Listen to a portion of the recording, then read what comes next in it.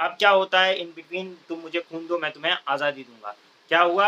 आज़ाद हिंद फ़ौज बनाने के लिए, इंडियन नेशनल आर्मी बनाने के लिए नेताजी सुभाष चंद्र बोस, जो कि आपको पता है कांग्रेस के प्रेज़िडेंट भी थे, लेकिन ओपिनियन डिफरेंस ऑफ ओपिनियन के कारण जो है गांधी जी से इनका ओपिनियन डिफरेंस ऑफ ओपिनियन के कारण इन्होंने वहाँ से रिज़ाइन किया। पहले सिविल सर्वेंट थे, सिविल सर्वेंट बने, 4th रैंक थी इनकी, आपको पता है आईसीएस के अंदर। अब ठीक है, 4th रैंक आई थी।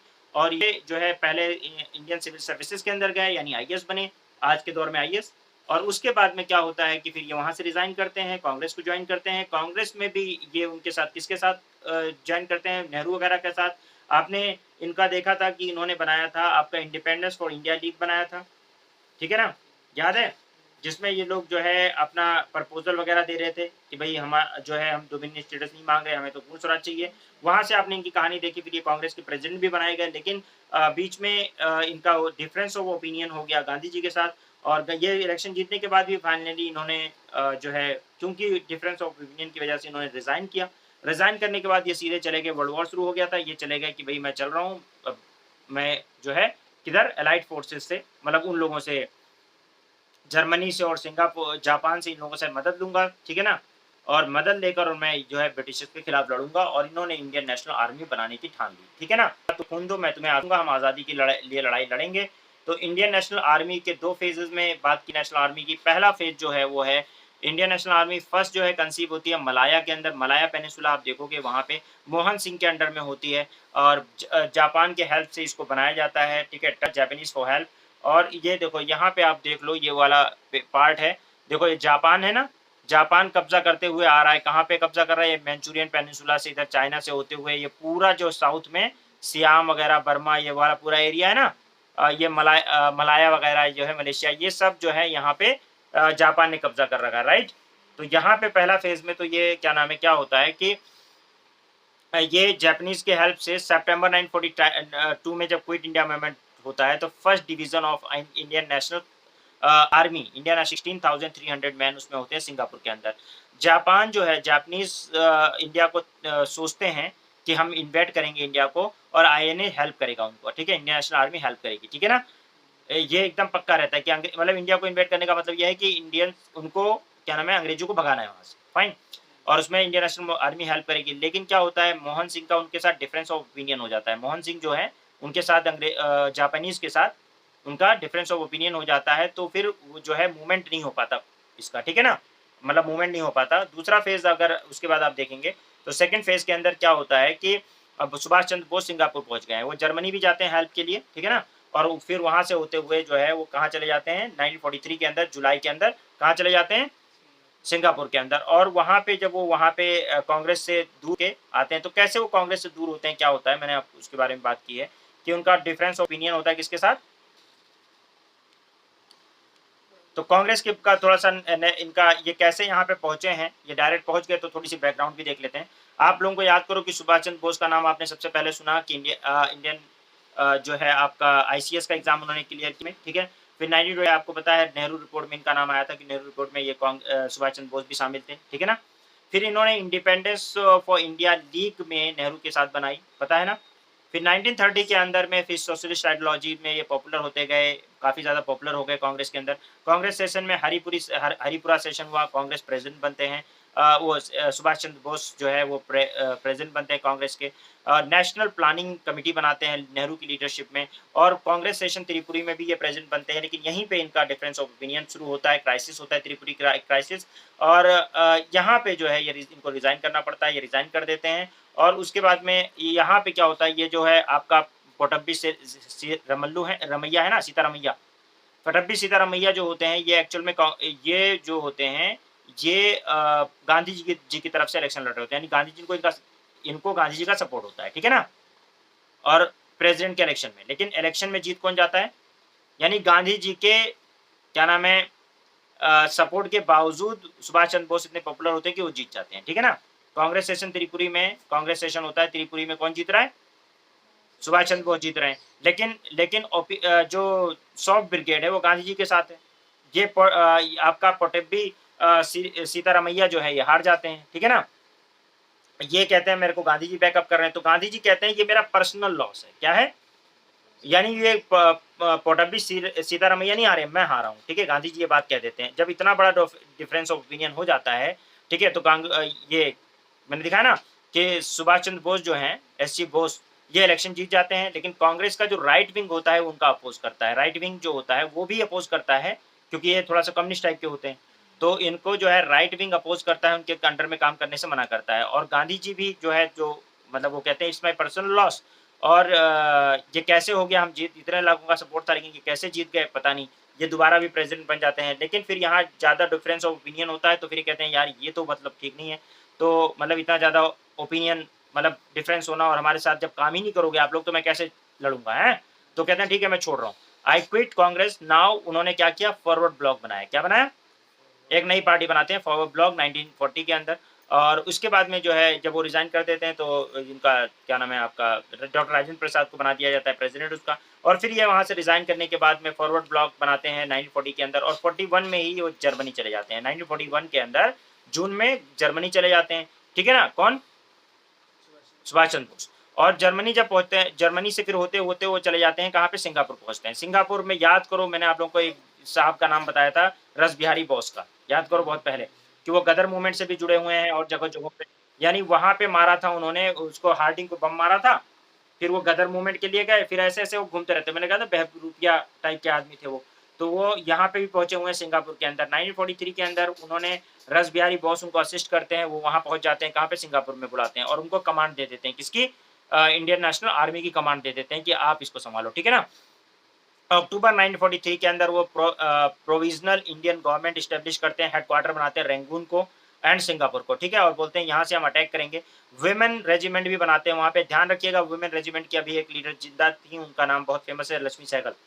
वो उसकी वो थी, ठीक है? कमांड उस समय कमांडर थी उसकी, ठीक है ना?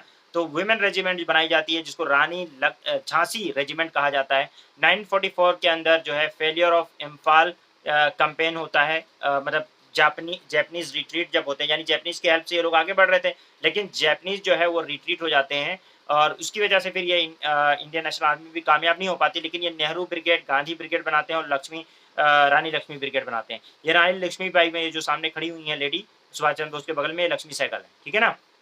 कैबिनेट मेंबर होते हैं, ये प्रोविंशियल गवर्नमेंट बनाते हैं आज़ाद हिंद फौज की 1943 के अंदर, और इनका ये रहता है कि हम आर्मी बनाएँगे, लड़ेंगे।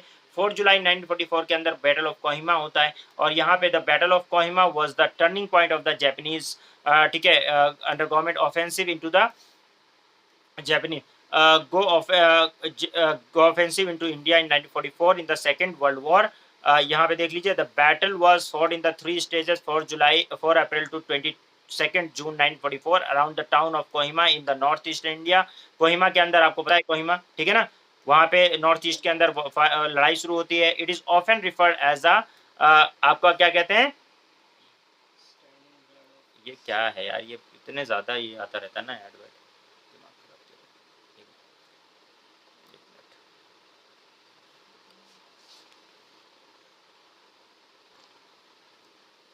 देख रहे हो, अटक गया।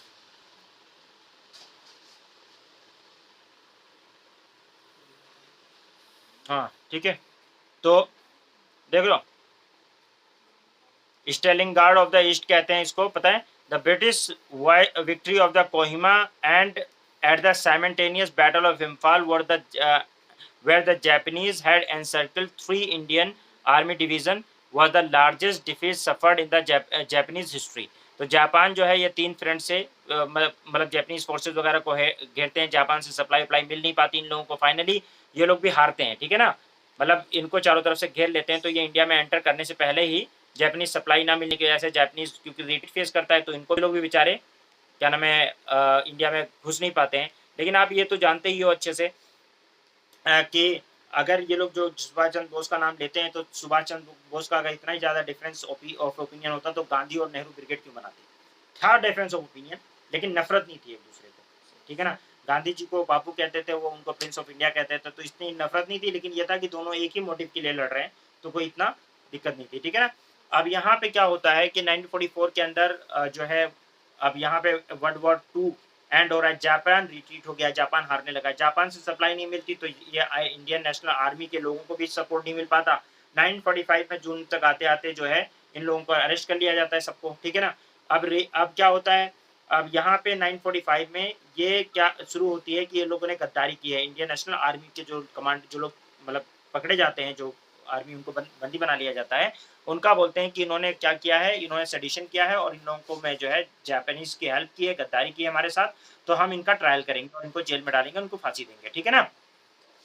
तो कहते हैं इंडियन नेशनल आर्मी को जो है हम लोग क्या करेंगे, इंडियन नेशनल आर्मी को हम लोग जो उनके जो भी मतलब कमांडर वगैरह हैं, उन लोगों को हम लोग जेल में डालेंगे क्योंकि उन्होंने जापान की साइड ली है और हमारे साथ गद्दारी की है। यहाँ पे लड़ाई शुरू होती है कि जो इंडियन लीडर्स हैं, ठीक है ना, उनको जेलों से बाहर निकालती है गवर्नमेंट 945 में, ठीक है ना, और बोलती है लेकिन मैं उनको जेल से बाहर नहीं निकालूंगा किनको, जो इंडियन नेशनल आर्मी में थे, यानी वो पूरी तरह से हमारे वर्ल्ड वॉर में हमारे खिलाफ थे। वो लोगों ने तो मतलब ऑफेंसिव थे, तो उन लोगों का वार क्रिमिनल है वो लोग, और उन लोगों को जो है हम लोग मतलब जापानीज के साइड से लड़ रहे थे, इसलिए हम उनको नहीं छोड़ेंगे, उनका ट्रायल करेंगे, ठीक है ना। लेकिन उनके लिए लोग जो है बहुत ज़्यादा सेंटिमेंटल थे इंडियंस लोग।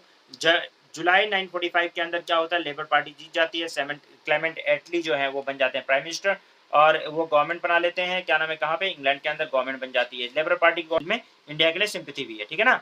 और सेंट्रल प्रोविंस वगैरह में इंडिया में भी इलेक्शन होता है। अब इलेक्शन होना है, कहाँ पे होना है, 945 में अगस्त में सेंट्रल प्रोविंस के अंदर और सेंट्रल असेंबली के अंदर इलेक्शन होना है। अब ये इलेक्शन में क्या हो रहा है कि मतलब सारे इंडियन ग्रुप जो है पार्टिसिपेट कर रहे हैं, क्या कर रहे हैं, सारे लोग सब पार्टिसिपेट कर रहे हैं। इलेक्शन जो है वो 945-46 में होना है। गवर्नमेंट का एटीट्यूड थोड़ा सा चेंज हो गया है क्योंकि power balance of power shift हुआ है और जो है न्यू लेबर गवर्नमेंट है वो सिंपैथी रखती है इंडियंस के साथ, ठीक है ना। सोशलिज्म और रेडिकल ग्रुप का जो है यूरोप के अंदर भी इन्फ्लुएंस चल रहा है। ब्रिटिश इकोनॉमी और जो सोल्जर्स हैं उनकी भी हालत बड़ी है ख़राब, ठीक है ना। और एंटी एम्परियलिस्ट वेव जो है वो साउथ ईस्ट एशिया में पूरा चल ही रही है। वो चाहते हैं कि क्विट इंडिया मूवमेंट जैसा अगर कोई और रिवॉल्ट हुआ तो फिर दिक्कत हो जाएगी, ठीक है ना। और इलेक्शन तो होना ही है ना। तो इलेक्शन जैसे कि क्या नाम है 1937 में हुआ था, तो अब इलेक्शन होना है। तो अब यहाँ पे जब इलेक्शन की बात होती है तो ये प्राइम मिनिस्टर कह रहे हैं मैं प्रॉब्लम को सॉल्व करूंगा, ठीक है ना। अब यहाँ पे एक चीज़ कहानी और चल रही है कि यहाँ पे एक ये कहानी चल रही है कि इलेक्शन इंडिया में करवाना है, सेंट्रल प्रोविंस में, रेडी हो जाओ सब लोग। ये कह रहे हैं कि भाई जो वॉइस रॉय है वो कह रहा है कि मैं जो है किसको, आईएनए ट्रायल्स को, ये इनका भी स्टेटमेंट है कि मैं जो है आईएनए के जो इंडियन नेशनल आर्मी के लोग हैं उनको ट्रायल करूंगा, ठीक है ना। और ये अब यहाँ पे लोगों की नज़र है कि आईएनए ट्रायल होने जा रहा है, एक मुद्दा है हमारे पास। जितनी भी पार्टीज है ना वो चाह रही हैं कि आईएनए ट्रायल से लोगों का सेंटीमेंट जुड़ा हुआ है, उसको मुद्दा बनाते हैं और हम लोग सपोर्ट करते हैं इंडियन नेशनल आर्मी वालों को। हम सपोर्ट करेंगे तो वोट हमारे फेवर में आएगा। इसमें मोहम्मद अली जिन्ना वगैरह मुस्लिम लीग की तरफ से और क्या नाम है कांग्रेस वाले जितने भी प्राइम मिनिस्टर नेहरू वगैरह हैं, और ये सब लोग जो कि किधर से, कांग्रेस की तरफ से, और भी मतलब सारे लोग जो है इकट्ठा होकर उनके ट्रायल में वकील बन के पहुंच गए हैं, ताकि हम जो है अगर इनको बचा लेते हैं तो हमें वोट मिलेगा ना, हमें लोग पसंद करेंगे क्योंकि उनका सेंटीमेंट लोगों के साथ है। तो ये कह रहे हैं ना, now I am gonna use this INA trial in election but not officially, officially नहीं मतलब, लेकिन हम यूज करेंगे इसको, ठीक है ना। ये खेल दिमाग में किसके चल रहा है, कांग्रेस के दिमाग में चल रहा है, राइट, और लोगों के भी दिमाग में चल रहा है, फाइन, ओके। अब यहाँ पे मास प्रेशर है अगेंस्ट द ट्रायल। ट्रायल तो शुरू करने की कोशिश करते हैं ये लोग, ठीक है ना। लाल किले पे ट्रायल शुरू करना की कोशिश करते हैं, लेकिन बहुत प्रेशर होता है। फर्स्ट ट्रायल रेड फोर्ट के अंदर शुरू होता है इसमें, ठीक है, 945 के अंदर। और इन लोगों में कौन कौन है इसमें, जो है हिंदू मुस्लिम और सिख तीनों का सेंटीमेंट है। कौन है हिंदू में, जो है प्रेम कुमार सहगल है, प्रेम कुमार सहगल, लक्ष्मी सहगल, ये लोग थे ना। तो प्रेम कुमार सहगल हैं जो कि हिंदू हैं, और उधर मुस्लिम में शहनवाज खान है। ये शहनवाज कौन कौन है, शाहरुख खान के नाना है, ठीक है, जो अभी शाहरुख खान है उनके नाना है ये। और सिख जो क्या नाम है, गुरुबख्श सिंह ढिल्लन, ये गुरुबख्श सिंह ढिल्लन है। अब इन लोगों का ट्रायल होना है और इसमें यानी हिंदू मुस्लिम सिख सब हैं। ये देश को आज़ादी कराने की कहती है कि आईएनए जो प्रिजनर है उनका हम लोग सपोर्ट करेंगे। अब यहाँ पे थोड़ा सा आप देखिएगा, at the conclusion of the war government of British India brought some of the captured INA soldiers to trial on the treason charge. Treason मतलब देशद्रोह के चार्ज पर कुछ लोगों को लेकर आती है, ठीक है ना। बिटवीन 945 से 46 तक approximately 10 court martial were held. 10 कितने, 10 कोर्ट मार्शल होते हैं। कॉलोनल है यहाँ पे प्रेम सहगल, कौन है, कॉलोनल है प्रेम सहगल, कॉलोनल है गुरुबख्श सिंह, ये दोनों कॉलोनल हैं। लेकिन मेजर कौन है, मेजर जनरल है शहनवाज खान। शहनवाज खान मतलब मेजर जनरल है, यानी बहुत बड़ी रैंक पे है, ठीक है ना, ओके। ये दोनों कॉलोनल है और मेजर जनरल तो बहुत बड़ी रैंक होगी ना। वो सबसे बड़ी रैंक पे कौन है, शहनवाज खान, ओके। ये पब्लिक ट्रायल इनका होता है रेड फोर्ट के अंदर, पब्लिक ट्रायल शुरू होता है और लोग सेंटिमेंटल हो जाते हैं एकदम इंडियन कि हमें इनको बचाना है, ये हमारे हीरोज़ हैं, है ना? उस समय के ये हीरोज़ हैं भाई, देश के लिए अपनी जान लड़ने गए थे। सितंबर 1945 के अंदर क्या होता है, इनके डिफेंस के लिए कौन-कौन आता है? उस समय के जो सबसे बड़े-बड़े एडवोकेट्स होते हैं, कौन है? भूलाभाई देसाई पहुँच जाते हैं, तेज बहादुर सुप्रू पहुँच जाते हैं, कैलाश नाथ कटजू बहुत फेमस है, ठीक है? कैलाश नाथ कटजू हैं, उसके अलावा नेहरू हैं, अरुणा आसफ अली हैं, ठीक है ना? ये लोग पहुँच जाते हैं कि हम लोग डिफेंड करेंगे, मोहम्मद अली जिन्ना है, यानी सब पहुँचे हुए हैं, ठीक है ना? अपने आप लेकर रेड फोर्ट पे कि अरे भैया हम अब इतने लोग बड़े-बड़े एडवोकेट जब डिफेंड के लिए खड़े हो जाएँगे, तब ज़ाहिर-सी बात है उनको छोड़ना ही पड़ेगा, है कि नहीं? तो इंडियन नेशनल आर्मी का आईएनए का जो सेंटिमेंट था वो पूरे इंडिया में चल रहा होता है। लोग कहते हैं ब्रिटिश राज के खिलाफ है, हमारे लोग हैं। सिंपैथी बहुत ज़्यादा होती है, ठीक है? लोग फंड कलेक्ट करते हैं उनको ऑर्गेनाइजेशन की, हम उनको बचाएँगे और ये करेंगे, ठीक है ना? Muslim League, Communist Party, Unionist, Hindu Mahasabha सब लगे हैं मतलब कोई ये एक तरह से ये लोग सब सपोर्ट कर रहे हैं एजिटेशन को कि मतलब इंडियन नेशनल आर्मी को हम ट्रायल नहीं होने देंगे, समझ रहे हो ना? हम मतलब जेल नहीं होने देंगे, तो ये सारा चल रहा था। लेकिन फिर भी इन बिटवीन मतलब ये होता है कि कुछ लोगों को ट्रायल करके वो जेल में डाल देते हैं, फिर वहाँ अपराइजिंग शुरू हो जाती है, ठीक है? 3 अपराइजिंग्स होती है विंटर में 1945-46 के अंदर। नवंबर 21 1945 के अंदर कलकत्ता के अंदर आईएनए ट्रायल के ऊपर अपराइजिंग शुरू हो जाती है, मतलब लोग हमला-वमला करना शुरू कर देते हैं। फरवरी के अंदर 11 फरवरी 1946 के अंदर Calcutta against the 7 year sentence INA के राशिद अली होते हैं, ऑफिसर होते हैं आईएनए के, राशिद अली, उनको 7 साल की सज़ा देती है। गवर्नमेंट लोग गदर काट देते हैं एकदम, कि यार एक तैसी-तैसी कैसे राशिद अली को जेल कैसे करोगे? मतलब बहुत ज़बरदस्त गदर काटते हैं। उसके अलावा जो है फरवरी 18 1946 के अंदर मुस्लिम इन मुंबई स्ट्राइक करती है रॉयल इंडियन नेवी, पहली बार इंडियन नेवी ने पूरे उसमें कभी स्ट्राइक नहीं किया होता है। रॉयल इंडियन नेवी जो है, क्योंकि नेवी ने हमेशा अंग्रेजों का साथ दिया, वो कर देती है, ठीक है ना?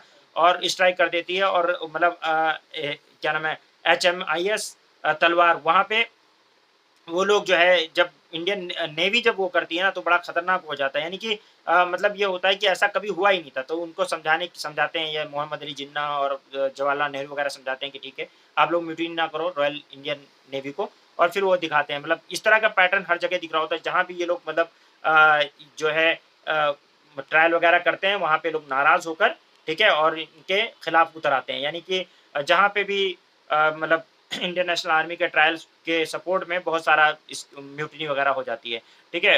रेशियल डिस्क्रिमिनेशन की वजह से लोग परेशान थे ही, ठीक है? सुपीरियर ऑफिसर जो है अब्यूज़ करते थे और अनपेटेबल फूड देते थे, तो ये सब वजह थी जिसकी वजह से ये लोग म्यूटिनी कर देते हैं, कौन? नेवी वाले भी, ठीक है ना? और फाइनली जो है क्या उनको मजबूर होकर इन लोगों को छोड़ना ही पड़ेगा, ठीक है ना? क्या होगा?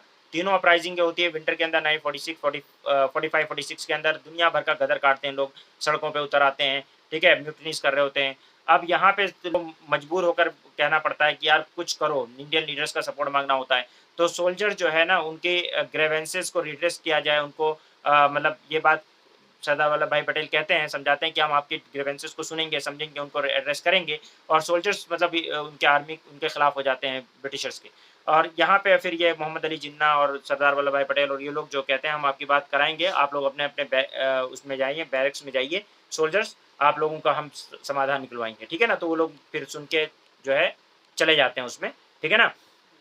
कुल मिलाकर ये है कि 3 अपराइजिंग में लोगों का ये समझ में आ गया था कि लोग फेयरलेस हो गए हैं, लोग डरने वाले नहीं हैं।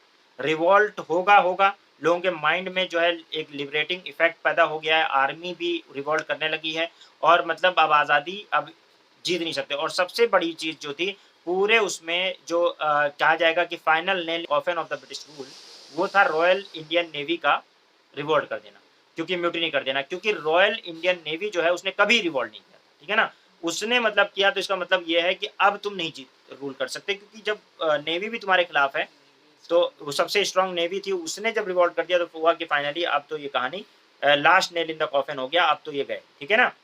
ओके?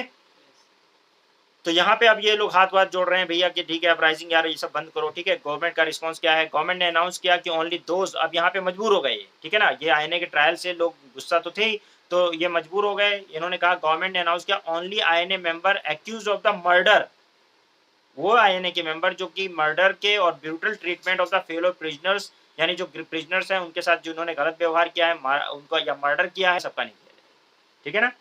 बात क्लियर हो गई?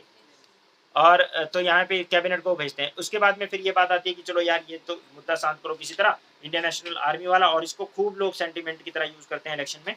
और उसके अलावा कैबिनेट मिशन को भेजो, यानी कि एक सॉल्यूशन निकालो कहीं से भी, कैबिनेट मिशन वगैरह भेजो, लोगों को शांत करो, ठीक है ना। ये तो बहुत बड़ी अपराइजिंग हो रही है। इलेक्शन होता है 1945-46 के अंदर। इलेक्शन में सेंट्रल प्रोविंस के अंदर सब रेडी हो जाते हैं इलेक्शन के लिए, ठीक है। इलेक्शन का रिजल्ट आप देखें कि लीडर जो है मोबिलाइज करते हैं, मतलब लीडर जो है वो ब्रिटिश के खिलाफ जो है जो सेंटिमेंट्स हैं उनको यूज करते हैं, ठीक है, अपराइजिंग्स को यूज करते हैं। कांग्रेस की स्ट्रेटजी होती है तीनों अपराइजिंग्स को यूज करते हैं इसमें, ठीक है। ऑफिशियली सपोर्ट तो नहीं करते, लेकिन अंदर ही अंदर इनकी स्ट्रेटजी होती है कि हम लोग जो है इसका इलेक्शन में फायदा उठाएंगे। इलेक्शन होता है, इलेक्शन का रिजल्ट क्या होता है देखिए। इसमें यह होता है कि 91% of the non Muslim vote जो है वो कांग्रेस को मिलता है। किसको मिलता है? कांग्रेस को। 52 आउट ऑफ 102 सीट्स होती हैं सेंट्रल असेंबली के अंदर, वो जीत जाती है कांग्रेस। और कांग्रेस मेजोरिटी होती है मोस्ट ऑफ द प्रोविंस, ज्यादातर जो है most of the province, except जो आपको पता है कहाँ कहाँ होगी। हाँ, मतलब वही एक्सेप्ट वही जहाँ पे पंजाब, ठीक है। मुस्लिम लीग 86.6% जो है नॉन मुस्लिम वोट जो होता है वो किसको मिलता है? मुस्लिम लीग को मिलता है। 30 रिजर्व सीट्स जो होती है सेंट्रल असेंबली में उनकी रिजर्व होती है। बंगाल, सिंध और पंजाब के अंदर यूनियनिस्ट गवर्नमेंट, अकाली कोalition और खिज्र हयात खान एज्यूम पावर। मतलब यहाँ पे क्या है कि कुछ ही एरियाज में जहाँ पे मुस्लिम लीग जो है छोड़ जहाँ पे पावर में है, उसके अलावा सब जगह पे कांग्रेस ही पावर में रहती है, ठीक है ना। ओके, अब इन्होंने ये पूछ लिया है कि सीक्वेंस बताओ बच्चे, कौन कौन सी सीक्वेंस बताओगे? पहला क्या हुआ है? अगस्त ऑफर, या आईएनए ट्रायल, या क्विट इंडिया मूवमेंट, या royal Indian novel rating mutiny, क्या हुआ है? पहले क्या है? अगस्त ऑफर के बाद क्या हुआ है? अगस्त ऑफर पहले है कि बाद में है? आईएनए ट्रायल पहले है, क्विट इंडिया मूवमेंट पहले, कौन सा पहले है? सबसे पहले अगस्त ऑफर है, फिर क्विट इंडिया मूवमेंट है, फिर ठीक है, आसान है। 940, 45, 42 एंड 46, ठीक है ना। तो ये क्वेश्चन आया हुआ है 1988 में। 2005 में ये क्वेश्चन आया हुआ है। Lord Mountbatten was the viceroy when the Shimla conference took place, गलत बात। शिमला अभी तो लॉर्ड माउंटबेटन आया ही नहीं। Indian navy revolt 946 took place when the Indian soldier in the royal navy at the Mumbai Karachi rose against the government, सही बात, ठीक है ना। तो कौन सा गलत है, कौन सा सही है? लॉर्ड बॉवेल था उस टाइम, वो बात गलत है, ये बात सही है, तो सेकंड सही है। ओके, 2005 का क्वेश्चन फिर है, which party was founded by the Subhash Chandra Bose in 1939 when he broke up from the Congress? Forward block, वही तो बनाया था, आसान है ना, 2005 के अंदर आया है, ठीक है ना। त्रिपुरी क्राइसिस के बाद, याद है? तो 1945, 44, 45 के अंदर राजा जी फॉर्मूला आता है, दिशा लेगा के पैक्ट। 945 के अंदर आपका वाइस रॉय वोवेल जो है आ जाते हैं पिक्चर में, ठीक है ना। और उसके बाद इंडियन नेशनल आर्मी होती है। इंडियन नेशनल आर्मी के जो है अफसर जो होता है, रॉयल इंडियन जो नेशनल रॉयल इंडियन नेवी जो है वो म्यूटिनी कर देती है, वो भी लड़ाई करती है, लेकिन उसको लोग समझा के नीचे मतलब साइड कर देते हैं। इलेक्शन होता है सेंट्रल और प्रोविंशियल असेंबली के अंदर। पता चलता है कि मैक्सिमम जगहों पे जो है कांग्रेस पिक्चर में आ जाती है, गवर्नमेंट बना लेती है। कुछ जगहों पे पंजाब वगैरह के एरिया में कौन बनाता है? मुस्लिम लीग बनाती है, राइट। अब आता है कैबिनेट मिशन, जो कि नेक्स्ट क्लास में हम लोग देखेंगे, ठीक है। तो कैबिनेट मिशन नेक्स्ट क्लास में। कैबिनेट मिशन वैसे तुम लोगों ने वहां भी पढ़ा हुआ है, याद करो, Patrick Lawrence, sir Stafford Cripps और एवी अलेक्जेंडर, उनकी कहानी। तो यहीं से आगे कल के लेक्चर में हम लोग शुरू करेंगे, कहाँ पे? कैबिनेट मिशन के बारे में बात करेंगे, ठीक है। तो आज की जो बात हमने करी वो समझ में आई? समराइज कर दूं? तो देखिए, हम लोगों ने ये देखा अभी तक के पिक्चर में हम लोगों ने जो देखा वो ये है कि भाई 1940 से जो कहानी शुरू होती है हमारी, जो वर्ल्ड वॉर 2 शुरू होता है। कांग्रेस मिनिस्टर रिजाइन करती है, इनको समझ में नहीं आता अब क्या किया जाए, ठीक है ना। तो जब समझ में नहीं आता तो उस समय लिलितगो है, उसको लोग कहते हैं भाई, मतलब ब्रिटिश गवर्नमेंट कहती है कि इनका सपोर्ट हासिल करो इंडियंस का। वो अपना अगस्त ऑफर लेकर आता है कि भाई हम जो है ग्रोमिनी स्टेटस दे देंगे। लोग मानते नहीं है, इंडिविजुअल सत्याग्रह चला देते हैं, राइट। क्रीप मिशन भेजा जाता है, वो भी उनकी भी कहानी गड़बड़ होती है। क्विट मूवमेंट चलता है, बड़ा ब्लडी मूवमेंट होता है, राइट। इधर जो है अब कोई डेडलॉक पैदा हो गया है, अब समझ नहीं आ रहा कि क्या किया जाए, कॉन्स्टिट्यूशन कैसा होगा, क्या होगा क्या नहीं होगा। क्विट इंडिया मूवमेंट के बाद एकदम बहुत खतरनाक वैक्यूम छाया हुआ है। अब क्या होता है कि सी राजगोपालाचारी, जो कि बाद में गवर्नर भी बनेंगे, इंडिया के फर्स्ट गवर्नर जनरल बनेंगे। सी राजगोपालाचारी एक फॉर्मूला देते हैं जिसमें वो टेसित तरीके से पाकिस्तान को एक्सेप्ट करते हैं, लेकिन फिर भी वो फेल हो जाता है क्योंकि मुस्लिम लीग उनकी बहुत सारी डिमांड को एक्सेप्ट नहीं करती।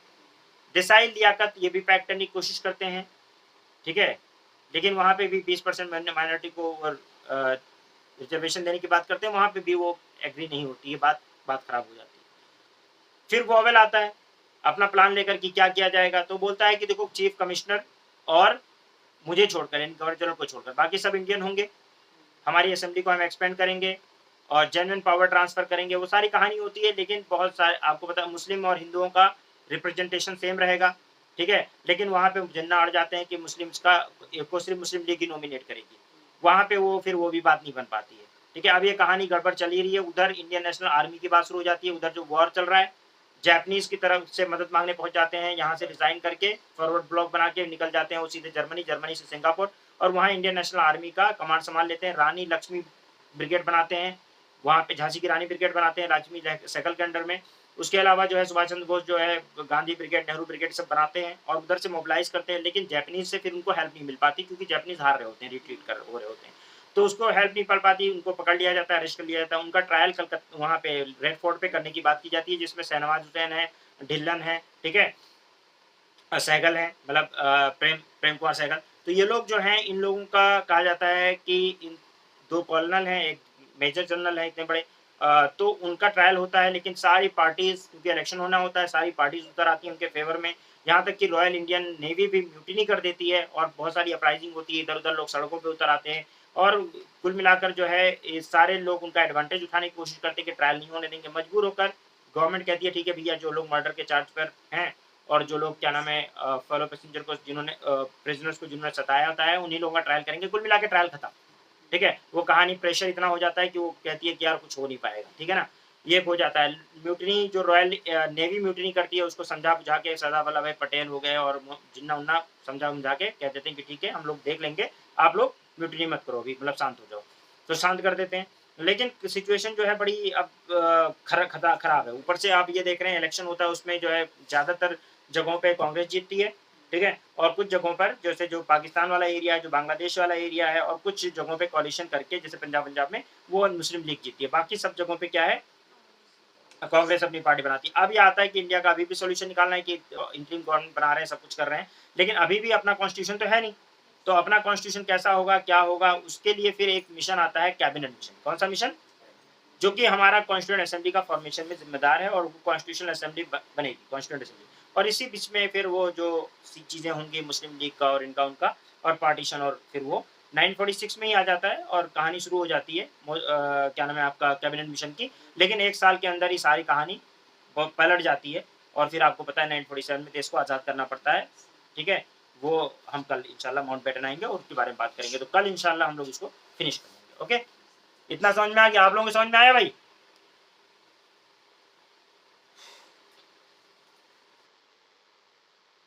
ठीक है।